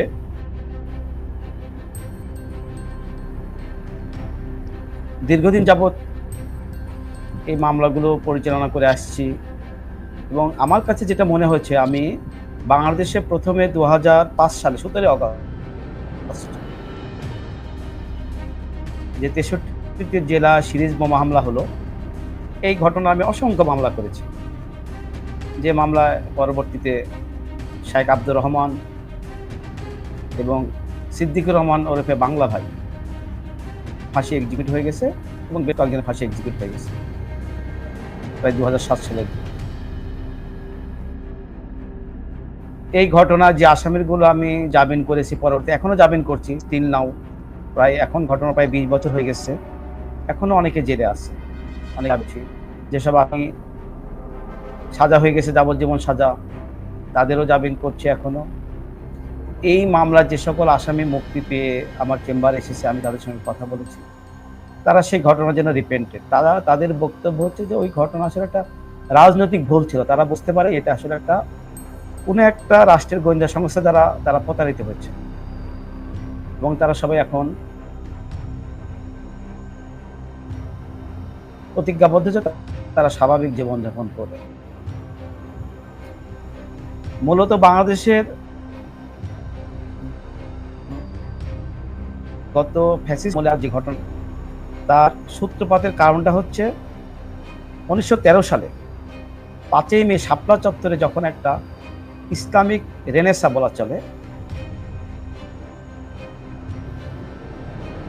ইসলামিক রেনেসা যখন পরিলক্ষিত করলো, বুঝতে পারলো যে আমাদের ক্ষমতার একমাত্র চ্যালেঞ্জ এই ইসলামী জনশক্তি, যারা এদেশে ধর্মপ্রাণ মুসলমান আছে, তারা আমাদের ক্ষমতার জন্য একমাত্র চ্যালেঞ্জ। বিএনপিকে তারা কখনো চ্যালেঞ্জ মনে করে নাই। সেই দৃষ্টিকোণ থেকে 2013 সালের 5ই মের পর থেকে তারা একটা নতুন স্ট্র্যাটেজি তৈরি করলো। স্ট্র্যাটেজিটা কি? এদেশে যেই আমাদের বিপক্ষে কথা বলবে তাদেরকে আমরা জঙ্গি মামলা দিয়ে দেব। আসলে আমাদের আইনে কিন্তু জঙ্গি বলে কোনো শব্দ নেই। বাংলাদেশে যে প্রচলিত আইনগুলো আছে সেখানে এই গত ফ্যাসিস্ট সরকার 2009 সালে সরকার গঠন করার পরে সন্ত্রাস বিরোধী আইন 2009 নামে একটা আইন প্রণয়ন করল। এই আইনে বলা হয়েছিল যে রাষ্ট্রের স্বার্থে কথাবার্তা হবে তাদের এই আইনে মামলা দেওয়া হয়। কিন্তু আমরা আসলে যেটা দেখতে পেয়েছি যে 2013 পরে, বিশেষ করে 5ই মের পরে, সরকার বিভিন্ন লোককে কোনো কারণ ছাড়াই, এটা হচ্ছে যে একটা প্যানিক সৃষ্টি করা, যে একজনকে ধরে নিয়ে আসলো, নিয়ে এসে তাকে সন্ত্রাসবিরোধী আইনে মামলা দেওয়া হলো। এবং আমাদের বিচার বিভাগ, খুব দুঃখের সঙ্গে বলতে হয় যে বিচার বিভাগের জন্য রুল অফ ল এস্টাবলিশ করার জন্য এদেশের 1971 সালে লক্ষ লক্ষ মানুষ জীবন দিয়েছে, অনেক মা বোন ইজ্জত দিয়েছে, কিন্তু বিগত 53 বছর, এখন তো 54 বছর চলছে, এতদিনে বাংলাদেশের রুল অফ ল প্রতিষ্ঠা পায় নাই। বিগত সরকার যে কোনো কারণে দেখা গেল একজনকে নিয়ে এসে জঙ্গি মামলা দিয়েছে। ইলিয়াস ভাই খুব ভালো করে জানে, যেমন এই যে খালেদ সাইফুল্লাহ নামে একটা বাচ্চা ছেলে, তার বয়স হলো 16 বছর, তার বিরুদ্ধে অভিযোগ, একটা মামলা হলো রিপন চক্রবর্তী নামে এক প্রভাষক গোপালগঞ্জে, ওনাকে কারা যেন স্টেপ করলো, সেই মামলা 6 জনের নামে এজাহার হলো।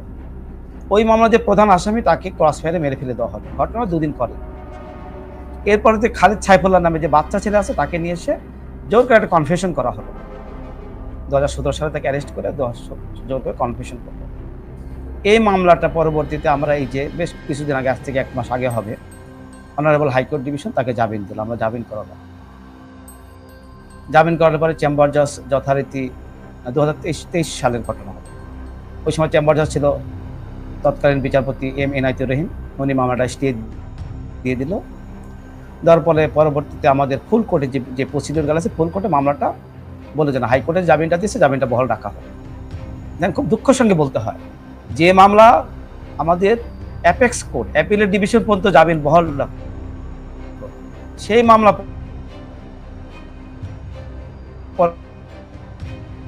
পরবর্তীতে বাংলাদেশের বিশেষ গোয়েন্দা সংস্থা, আমি না, তারা কি করলো, বর্তমান গভর্নমেন্টকে ভুল বোঝাই আর নতুন করে একটা, যেটা কখনো আইনে প্রসিডিওর হয় না, নতুন করে আবার তারা মামলা স্টে নিল।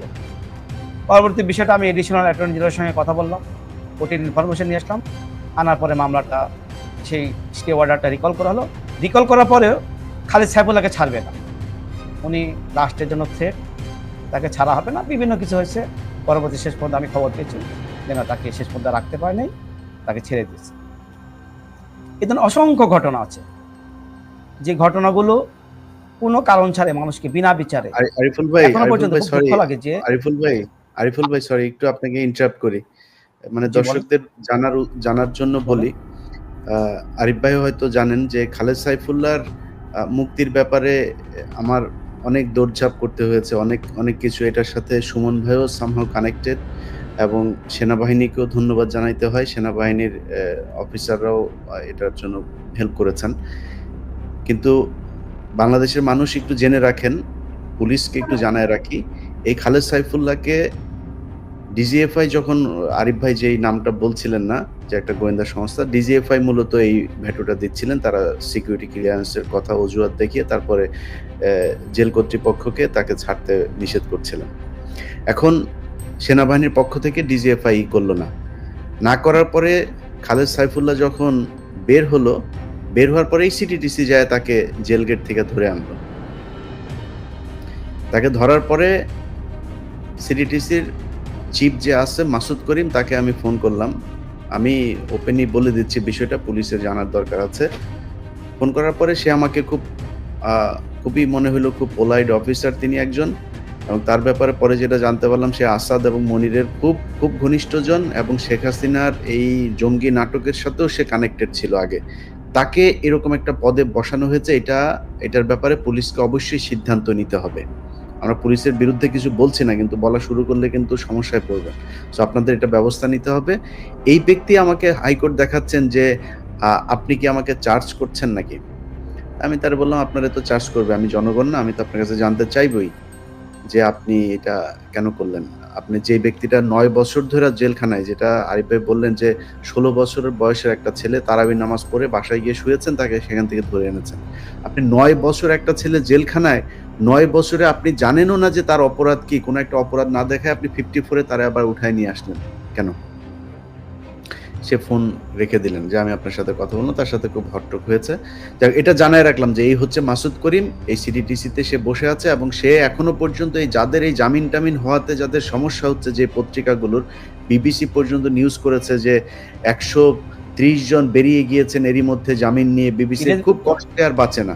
তো এই জামিন হওয়াতে যাদের সমস্যা হচ্ছে তাদের মধ্যে এই সিটিটিসি আরেকজন। সো সিটিটিসির ব্যাপারে সবাই সাবধান থাকবেন, এবং পুলিশকে এটা জানায় রাখলাম। জি আরিফ ভাই, আপনি বলুন।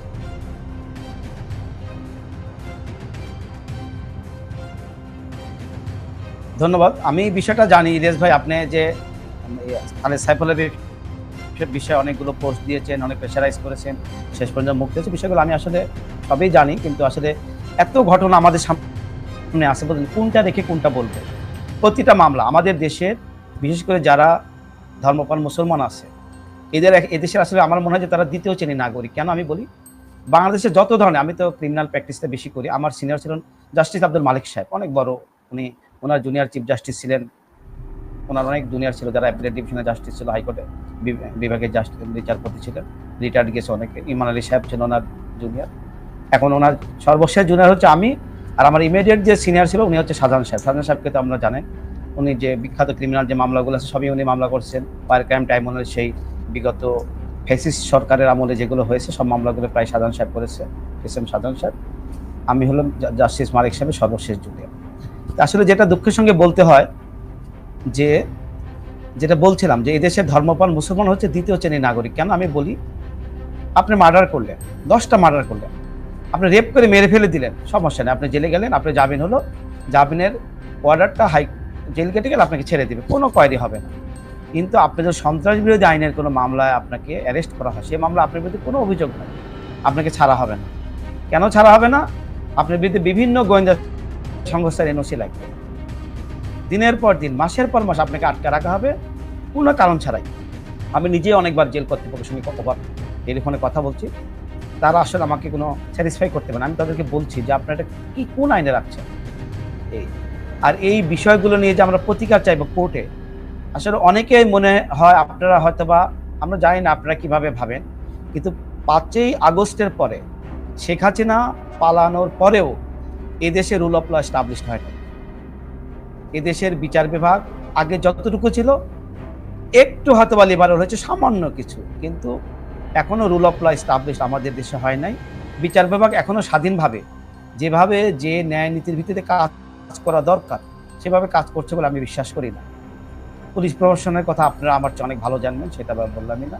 এই 2024-এর 5ই আগস্টের পরে যে মামলাগুলো জামিন হয়েছে, এই মামলাগুলো জামিন অনেক আগেই দেওয়া উচিত ছিল। যেমন জসিমউদ্দিন রহমান সাহেবের জামিনটা আমি করিয়েছি। এই ওনার বিরুদ্ধে দেখেন কোনো অভিযোগ নাই, ওনার বিরুদ্ধে যে অভিযোগ ছিল সেই মামলা সর্বোচ্চ সাজা হয় 5 বছর, উনি 10 বছর জেলে থাকলেন। এরপরে ফ্যাসিস্ট সরকারের সময় উনি যখন জামিন পেল, জামিন পাওয়ার পরে ওনাকে জেল গেট থেকে আবার অ্যারেস্ট করে নতুন একটা মামলা দিল। সেই মামলাটা আমরা শেষ পর্যন্ত এই যে 5ই আগস্টের পরে আমাদের জামিন করেছি। এরপরে আমি জসিমউদ্দিন রহমানের সঙ্গে ব্যক্তিগতভাবে কথা বলেছি, আমার চেম্বারে উনি এসেছেন। ওনার সঙ্গে যে আমার কথা হলো যে আসলে আপনার বিষয়টা কি, ওনার বক্তব্য হচ্ছে যে উনি নিজেও বিশ্বাস করে যে বাংলাদেশের জঙ্গিবাদ বলে কোনো কিছু না। উনি নিজেকে যেটা বলতে চায় যে বাংলাদেশে যখন রোহিঙ্গা, আমাদের প্রতিবেশী দেশ বার্মাতে যখন রোহিঙ্গাদের উপর গণহত্যা শুরু হলো, এই সময় আমি মুসলিম প্রতিবেশী দেশ মুসলিমদের উপর যে গণহত্যা হচ্ছে, এই গণহত্যার প্রতিবাদে অনেক কথা বলছে। আমাদের করণীয়টা কি? যারা ইসলামিক স্কলার তারা বিশ্বাস করে মুসলমানরা হচ্ছে একটা দেহের মতো, শরীরে কোথাও কোনো অঙ্গে যদি আঘাত লাগে টোটাল বডির কোথাও আঘাত লাগলে টোটাল বডি কষ্ট পাবে। ঠিক তেমনি ওনারা বিশ্বাস করে যে পৃথিবীর কোথাও কোনো মুসলমান কষ্ট পেলে সেটা আমাদের রেসপন্সিবিলিটি, আমাদের প্রতিবাদ করা। সেই দৃষ্টিকোণ থেকে উনি কথা বলছেন। এই কারণে ওনাকে প্রায় দীর্ঘ 10-11 বছর জেলখানে থাকতে হয়েছে, এতটুকু অভিযোগ। ওনাকে বলা হয় উনি আনসারুল্লাহ বাংলা টিমের হচ্ছে উনি প্রতিষ্ঠাতা, আধ্যাত্মিক পুরুষ, অনেক কিছু বলা হয়। ওনার সঙ্গে আমি কথা বলেছি, উনি বলে দেখেন ভাই, আমার তো কোনো একটা অফিস নেই, কোনো কিছু নেই, আমি একজন হুজুর মানুষ, মসজিদে ইমামতি করে, আমার একটা মাদ্রাসা ছিল, এর বাইরে আর কিচ্ছু না। এই এখন আমি তাও ওনাকে বলেছি যে ভাই আপনি এই কথাবার্তাগুলো আপাতত, আমি মনে করছি এই গভর্নমেন্টও থেকে আমি ওনাকে বলছি ভাই আপনি আপাতত তো এই বিষয়গুলো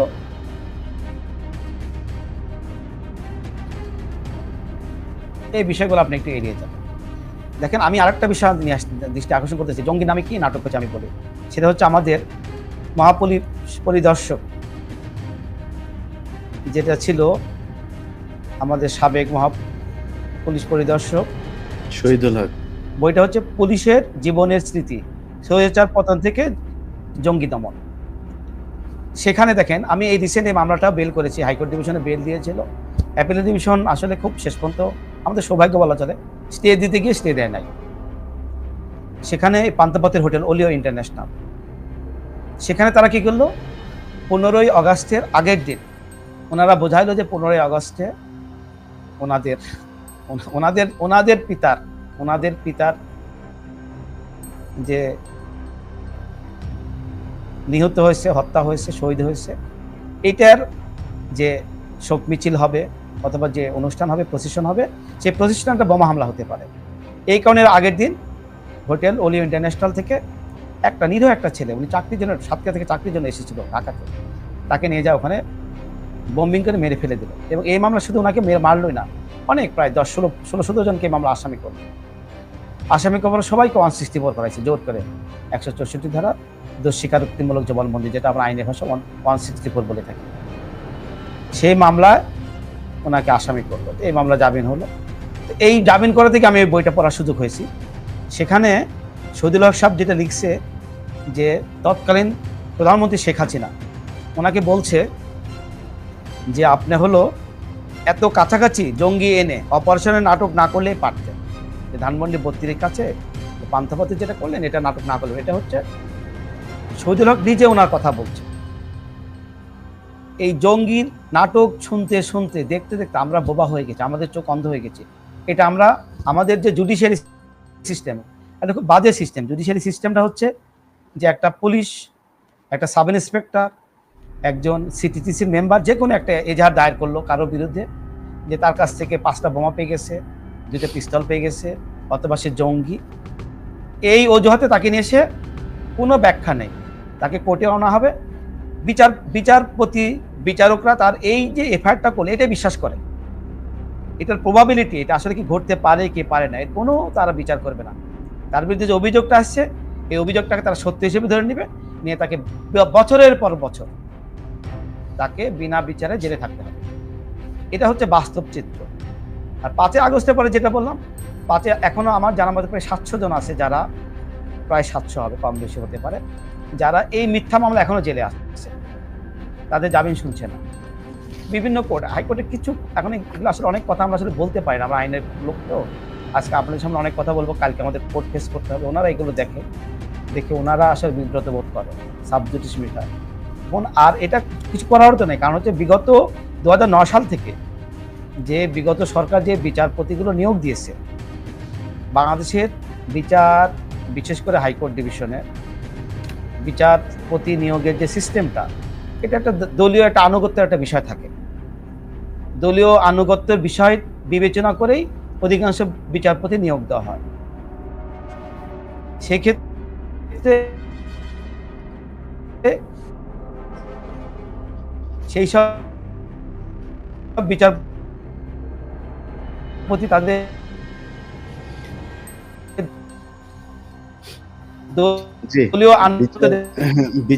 বিচার বিভাগের যেই দুর্বলতা, সেই বিষয়গুলো আসলে এটা আরো ত্বরান্বিত করে এই ধরনের বিচারপতি নিয়োগে। আরিফুল ভাই, আমরা অনুষ্ঠানের শেষ দিকে আপনার বক্তব্যে আসলে আপনি পরে লাইভটা দেখলে বুঝতে পারবেন, আপনি এত কথা বললে তখন এটা বুঝতে পারবেন না। আপনার অনেক জায়গাতেই আমরা আটকে গিয়েছিলাম, আপনার নেটওয়ার্কে একটু সমস্যা হচ্ছিল। যাই হোক, আমরা ইনশাল্লাহ এই বিষয়গুলো নিয়ে অবশ্যই আরো দীর্ঘ আলোচনা চলবে, কারণ তারা যতদিন ষড়যন্ত্র করে যাবে আমাদের এই ষড়যন্ত্রের বিরুদ্ধে আমাদেরকেও প্রতিবাদ জানাতে হবে এবং তাদের এগুলোকে কাউন্টার আনসারগুলো জানাইতে হবে। জনাব হাসিনুর রহমান বীর প্রতীক স্যার, আপনি শেষ কিছু আমি একটা জিনিস বলি, আমি কাইন্ডলি, সেটা হলো আমাদের, আমি 1 মিনিট একটা কথা বলতে চাই, শুধু 1 মিনিট। আরিফুল ভাই বলেন। ইলিয়াস ভাই, আমি শেষ 1 মিনিট শেষ কথা হচ্ছে যে আমাদের যেটা এখনো উচিত, আপনাদের মাধ্যমে আমি দেশের ধর্মপ্রাণ মুসলমান যারা আছে এবং আপনাকে রিকোয়েস্ট করবো, আমাদের একটা শক্তিশালী গণমাধ্যম না থাকলে পরে আমরা কোনো কিছুই করতে পারবো না। কারণ প্রথম আলো, ডেইলি স্টার, তারা যে এজেন্ডা হাতে নিয়েছে, এই এজেন্ডার বিরুদ্ধে আপনাকে একটা শক্তিশালী গণমাধ্যম তৈরি করতে হবে, একটা শক্তিশালী আমাদের মিডিয়া দরকার। এটা যতদিন প্রতিষ্ঠিত না হবে ততদিন পর্যন্ত এদেশের মানুষ ন্যায় বিচার থেকে বঞ্চিত হবে। এটি আমার শেষ কথা। ধন্যবাদ। প্রিয় ভাই, যেটা বলতেছিলাম, আমাদের একজন অফিসার ছিল, খুব চৌকস অফিসার, মেজর জাহিদ। সে 16 সালে তাকে ক্রস ফায়ার করা হয় আমাদের মিরপুরে রূপনগরে। এই অফিসারের দোষ ছিল সে 2টা স্টাফ কোর্স করা, তারই ব্যাচমেট ছিল যে নূর মোহাম্মদ, পুলিশের বিডিআর মেসাকারের সময় যে নূর মোহাম্মদের জামাই মাজাহার, ক্যাপ্টেন মাজাহারের কোর্সমেট ছিল সে, এবং এক রুমে তারা দীর্ঘদিন বিএমএ তে প্রশিক্ষণের সময় ছিল, খুব ক্লোজ বলতে যেটা বুঝায়। ভোজন ফ্রেন্ড বা কোর্সমেট, এই মাধার আর এই জাহিদ। যখন বিডিআর ঘটনা ঘটে তখন এই মাধার ওই দরবার থেকে সরাসরি রিং দেয় এই জাহিদকে, দোস্ত এই অবস্থা, এখানে তো বিডিআর কাপড়ে বিদেশি লোক দেখতেছি বা ভিন্ন ভাষায় কথা বলতেছে, মনে হয় যদি ঘাপলা হচ্ছে, দোয়া করিস। অনেকক্ষণ কথা হয়।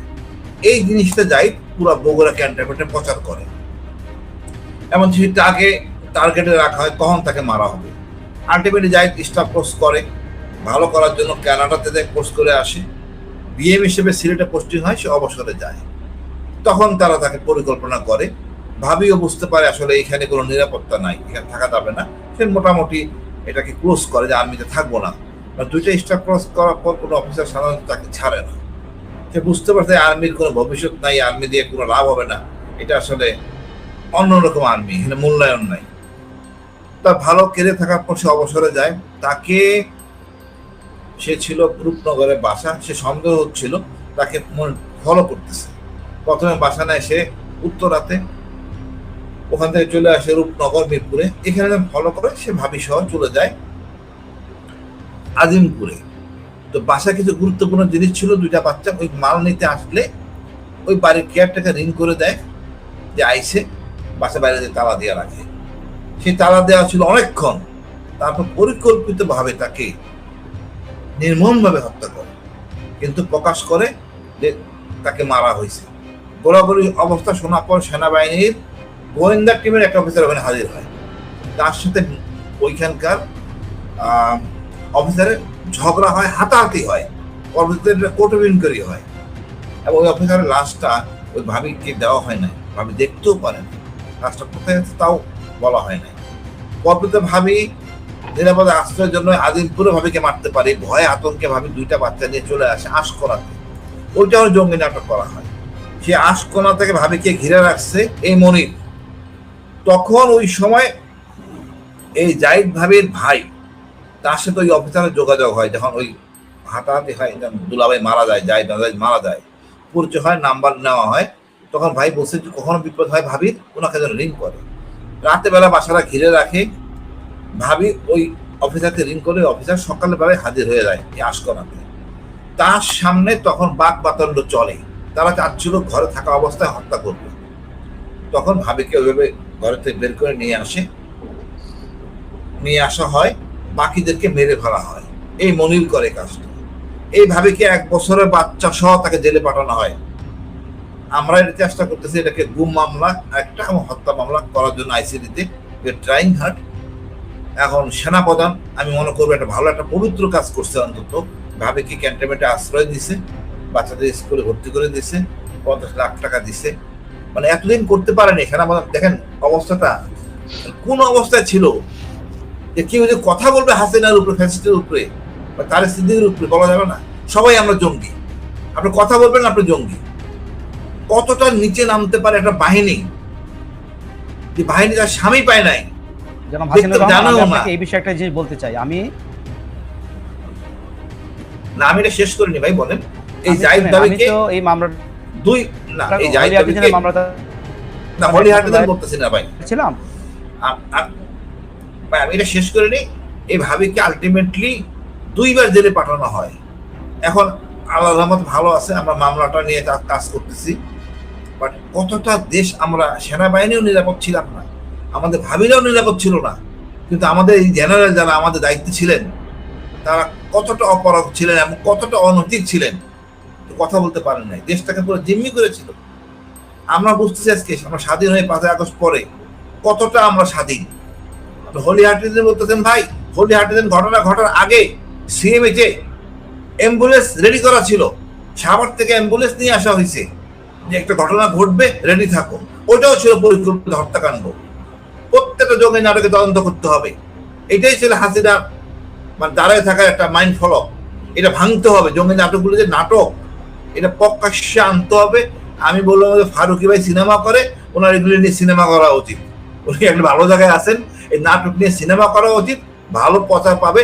হাসিনা কেমন ছিল দেশবাসী বিশ্ব জানা উচিত, অন্তত মুভির মাধ্যমে। ধন্যবাদ ভাই। ভাই বলেন ভাই।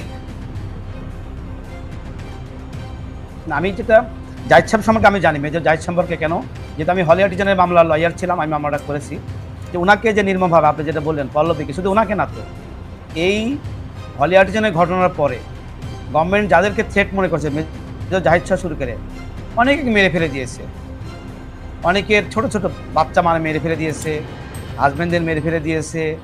তারপরে তাদের এই মামলার আসামিগুলো ছিল, পরবর্তীতে আমি 5 আগস্ট পর অনেকেই বেল করেছি, আমার নামগুলো খেয়াল থাকে না, আমি বললাম তো শত শত মামলা আসামি মহিলারা ছিল।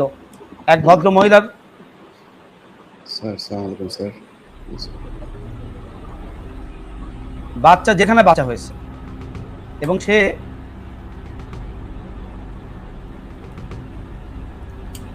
এই হলি আর্টিজানের মামলা তার হাজব্যান্ড মেরে ফেলেছিল, মারজান হবে তার হাজব্যান্ড যত সম্ভব, মারজানকে মেরে ফেলে দিয়ে এই অ্যারেস্ট করে নিয়ে গেছে। এবং আরেকটা খুব দুঃখের কথা বলতে হয় যে আমার কলিগ উমর ফারুক তালুকদার, উনি একসময় ছাত্রলীগ করতে জাহাঙ্গীরনগর বিশ্ববিদ্যালয়, পরবর্তীতে যখন থেকে একটু ধর্মীয় ভাবাপন্ন হলো, নামাজ কালাম পড়া শুরু করে দিল, পরবর্তী তাকে বিনা বিচারে সুপ্রিম কোর্টে সে নিয়মিত আইনজীবী, তাকে 16 মাসের জেলে থাকতে হলো। আর আরেকটা শেষ কথা আমি হঠাৎ করে বলবো, এটা আসলে বলতে চাচ্ছিলাম না যেহেতু বিচার বিকের বিষয়, যে আমাদের চিটাগংয়ের যে আব্দুল হালিম সাহেব ছিল, উনি চিটাগংয়ের আপনার সন্ত্রাস বিরোধ ট্রাইব্যুনালের বিচারক, এটা নিয়োগ দিয়েছিল বিগত সরকার, হাসিনার আমলের সরকার। উনি যে ন্যারেটিভ ধারণ করে এবং যে ন্যারেটিভ প্রচার করে, ওই মানসিকতা সম্পন্ন লোককে চিটাগং থেকে বর্তমান ঢাকাতে নিয়ে এসছে। এই আব্দুল হালিমকে বিচারক হিসেবে ঢাকার সন্ত্রাস বিরোধ ট্রাইব্যুনালের বিচারক নিয়ে আসছে। এবং ইলিয়াস ভাই, আপনাকে আমি রিকোয়েস্ট করবো ওনার সময় খোঁজখবর নেওয়ার জন্য, যে উনি ফ্যাসিস্ট হাসিনা যে আচরণ করতে তার চেয়ে উনি বেশি আচরণ করছে এদের বিরুদ্ধে। এবং উনি খুব শক্তভাবে বলে যে আমাকে এখানে কে নিয়ে আসছে জানেন, আমি নামটা বললাম না, বিশেষ ব্যক্তির সুপারিশে উনি চিটাগং থেকে ঢাকাতে এসেছে।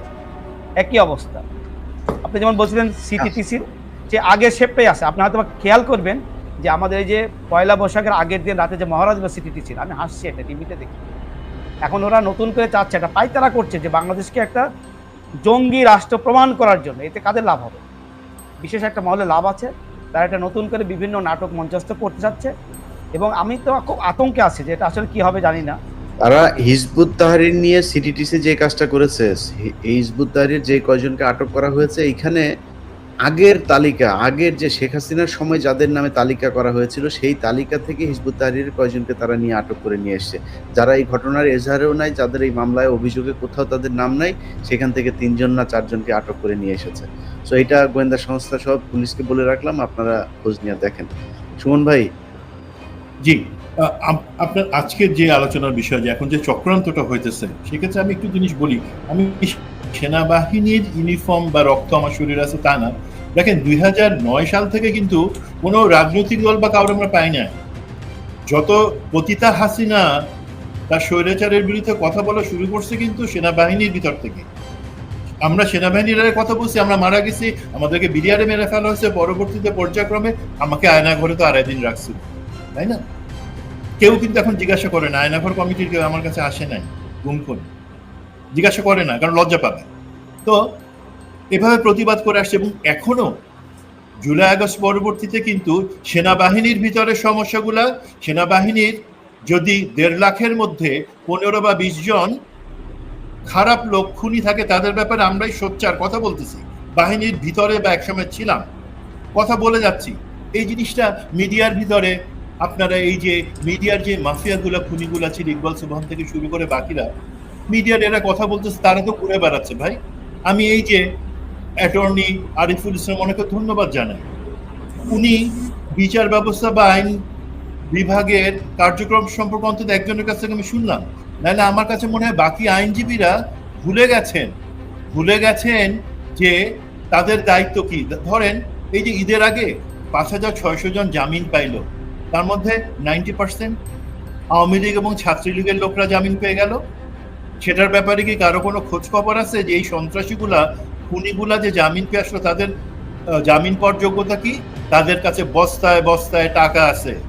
ছাত্রদল অথবা আমাদের যারা নিরীহ সাধারণ জনগণ, তারা তো সেই টাকা দিতে পারবে না, সেই টাকা দিয়ে আদালতে সেই টাকা তারা ঢালতে পারবে না বলে তারা জামিন পায় না, তারা জেলের পিছনে পচে মরে। তো প্রতিটা আমার মনে গোষ্ঠী বা তাদের নিচ থেকে ভিতর থেকে আসা উচিত যে আমার বাহিনীকে, আমার সংগঠনকে, আমার বিভাগকে ক্লিন করো। এবং সেই প্রেশারটা যখন আসবে তখন ভারত, আওয়ামী লীগ তারা যত ইচ্ছা করে কোনো কিছু খারাপ করতে পারবে না। সেকেন্ড পয়েন্ট আমার শেষে যেটা, আমাদের কিন্তু আরো কিছু গুরুত্বপূর্ণ বিষয়, বিশেষ করে নিরাপত্তা, সেই জায়গাটাতে আমাদের শুধুমাত্র জঙ্গি না, দেখেন দু একদিন ধরে ভারতীয় কিছু যে চন্দন নন্দী এবং অন্যান্য মিলে তারা কি একটা জিনিস প্রচার করার চেষ্টা করতেছে, আপনারা খেয়াল করছেন কিনা জানি না, যে আরাকান সেনা যুক্তরাষ্ট্রের সাথে মিলে বাংলাদেশের সেনাবাহিনী আরাকানে ক্ল্যান্ডেস্টাইন কিছু গোপন কিছু অপারেশন চালাবে বার্মার বা যেটাকে আমরা মিয়ানমারের স্টাবলিশ গভর্নমেন্ট বলি তাদের এগেন্স্টে। এই ধরনের ভুল খবর তারা মিডিয়াতে কেন ছাড়তেছে? কারণ একটু বলি, বাংলাদেশের সিচুয়েশন এখন কি, চীন চাচ্ছে অখণ্ড মিয়ানমার, যেখানে সে বাংলাদেশের সাথে সে ফ্রেন্ডশিপে মিলে এই সাউথ চায়না সি, বে অফ বেঙ্গল পর্যন্ত তাদের আধিপত্য রাখতে পারবে। আর ওদিকে যুক্তরাষ্ট্র চাচ্ছে না সেখানে আরাকান হবে, সেখানেও তারা বাংলাদেশে চাচ্ছে, যার মাধ্যমে বাংলাদেশের সহায়তা চায়। কিন্তু আমরা তো কারোর সাথে মারামারি করবার জন্য আর ক্ল্যান্ডেস্টাইন অপারেশন করার জন্য না, বাট দুই পক্ষের প্রেসারে আমরা আছি, তারা আমাদের সহযোগিতা চায়, দুইটা ভিন্নমুখী পক্ষ। ছাগলের ৩ নাম্বার বাচ্চা ভারত কি চাইতেছে, এর মধ্যে যেই ধরনের সুবিধা প্রোপাগান্ডা করা যায় আমাদের আর্মিকে বা আর্মির বিরুদ্ধে একটা অপপ্রচার চালানোর জন্য, আমরা সেইটাতে সেই জায়গাতে আমাদের কিন্তু খেয়াল রাখতে হবে। আমরা চিকেন নেক করে শিলিগুড়ি করিডোর দিচ্ছি, আমাদের নিজেদেরও কিন্তু একটা চিকেন নেক আছে ভাই, ফেনী, যার উল্টা সাব, যেখানে আমরা ৯০০ একর জমি পতিতা হাসিনা বিয়ের যৌতুক হিসাবে ওর মোদিরে দিছিল। কি কারণে দেওয়া হয়েছিল? সেই চুক্তি বাতিল করতে হবে।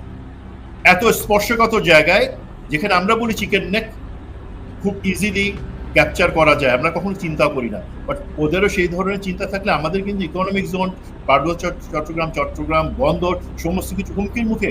সেটা ভারতের কাছে কিন্তু দেয়া আছে হাসিনার থেকে, সেটা আমাদেরকে অবশ্যই সেই চুক্তি বাতিল করতে হবে।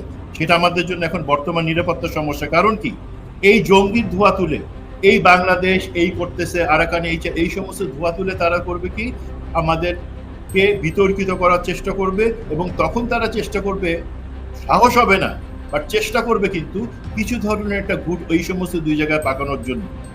তো আমাদেরকে অপপ্রচার, আমাদেরকে জঙ্গি ট্যাগ লাগানো এবং একই সাথে নিজস্ব নিরাপত্তার জায়গাগুলোতে অবশ্যই সঠিক বন্ধু এবং সঠিক পদ্ধতি বা স্ট্র্যাটেজি ঠিক করে নিতে হবে, এগুলা ইগনোর করার আর কোনো সময় নেই। ধন্যবাদ। জি প্রিয় দর্শক, আমরা অনুষ্ঠানের শেষে শুধু এইটুকু বলবো যে বাংলা ট্রিবিউন, প্রথম আলো, ডেইলি স্টার সহ যেসব পত্রিকাগুলো, ডিবিসি, যে পত্রিকাগুলো এখন, এমনকি ৭১ টেলিভিশন, যেটা নিয়ে আমরা এখন কথা বলি না, আমরা মনে করি যে একজনের হাতে দেওয়া হয়েছে, সেই ৭১ টেলিভিশনের মঈন মিজান থেকে শুরু করে তারা এখনো শাকিল রূপাকে বের করার চেষ্টা করছে, মুজাম্মেল বাবুকে বের করার চেষ্টা করছে। মুজাম্মেল বাবুর সাথে যে ধরা পড়েছিল বর্ডারে, সেই মাহবুবুর রহমান ওরফে জেমসন মাহবুব, সে এখন ৭১ টেলিভিশনে কাজ করছে, নিয়মিত জেলখানায় দেখাশোনা করছে, তাদের খাবার পৌঁছে দিচ্ছে বাড়ি থেকে, এগুলো করা হচ্ছে। তো এই জিনিসগুলো থেকে আমাদের খুব দ্রুত ব্যবস্থা নিতে হবে। বাংলাদেশের আলেম সমাজের কাছে আমাদের এখানে কোনো আলেম নাই। আমরা ভাই যারা আছি এখানে, আরিফুল ভাইয়ের ব্যক্তিগত বিষয় সম্পর্কে তো জানি না, আমরা যারা আছি এখানে, আমরা ভাই এত ভালো মুসলমান না, বিড়ি সিগারেট খাওয়া লোকজন। তো আমরা, আমাদের না আপনাদের প্রতি বিশাল আকারে ভালোবাসা আছে। এই কর্নেল হাসিনুর আর মেজর সুমন যেই জায়গা থেকে যেই ডেডিকেশন দেখিয়ে এসেছে, আপনাদের আলেমদের অনেক মানুষ আছে। এই যে আমরা যে শফি সাহেবের ছেলের কথা বলি, শফি সাহেবের প্রতি আমাদের বহুত ভালোবাসা, আস্থা। তিনার ছেলে এই গণভবন থেকে টাকার বস্তা নিয়ে তারপরে হেফাজতের ৫ই মের রাতকে কিভাবে বিক্রি করেছে, এইসব ঘটনা আমরা জানি। সো আপনাদের অনেক আলেম এখনো আছেন, জিলাপি নিয়ে আছেন। ভাই আপনাদের কাছে অনুরোধ, একটু সাবধান হন, একটু সচেতন হন। যদি আসলেই এই দেশে ঠিকমতো জিলাপি খাইতে চান, যেটা করতেছেন এটাও যদি করতে চান, তাইলে আপনাদেরকে অন্তত মিনিমাম একটু ডেডিকেশন দেখাইতে হবে। এই প্রথম আলো যেই ঈদ নিয়ে যে ঘটনাটা ঘটিয়েছে, আমি মনে করি এটা নিয়েই সারা দেশের ৬৪ জেলায় অন্তত ৬৪টা মামলা হইতে পারে। এটাতে মতিউর রহমানকে সব জায়গায় জবাব দিয়ে আসতে হবে যে সে কুকুরের ছবি ঈদের সাথে কোন কারণে কেন দিয়েছেন। এর আগেও তারা এই একই কাজ করেছেন। তারা জানতেন যে এটা করলে বাংলাদেশের আলেমরা রাস্তায় নামবেন, নামলে কাদের এজেন্ডা বাস্তবায়ন করা সম্ভব হবে, পরিকল্পনা কি ছিল, সবকিছু বের হয়ে আসবে। সো এটা আমি মনে করি করা উচিত। আমার অনুষ্ঠানের শুরুতেই একটা কথা বলেছিলাম আপনাদেরকে, যে জামিনের বিষয়টা, অনেককে জামিন টামিন দিতে বাধা দেওয়া হচ্ছে এবং এখন অনেকে আছেন, বিশেষ করে ফারাবির কথা আমরা দীর্ঘদিন ধরে বলছি। আলেম বা কোনো বিশেষ কোনো কিছু না, শেখ হাসিনা এই সন্ত্রাস দমন আইন থেকে শুরু করে আইসিটি যেসব মামলাগুলো আগে করা হয়েছে, বিএনপি, জামায়াত, আলেম, মুসলমান, হিন্দু, খ্রিস্টান যারাই ছিল সেই মামলায়, শেখ হাসিনা সেই মামলা থেকে সবাইকে বের করতে হবে। এবং আসিফ নজরুল যাদেরকে পোস্টিং দিয়ে এই সিটিটিসি সহ বিভিন্ন জনকে আবার ফের জঙ্গি নাটক সাজানোর জন্য করছেন, আসিফ নজরুল জিল্লুর ওই তৃতীয় মাত্রায় গিয়া তারপরে জিল্লুরকে উস্কাচ্ছেন, জিল্লুর আবার কলাম লিখছেন, ইউটিউবে ভিডিও বানাচ্ছেন যে এই দেশে আবার জঙ্গি হচ্ছে। সো আসিফ নজরুলকে বলে দিতে চাই, আসিফ নজরুল আপনার এই বাস্তবায়ন হবে না। আপনি প্রথম আলো ডেইলি স্টারের যে বাস্তবায়ন করতে চাচ্ছেন সেটা হবে না।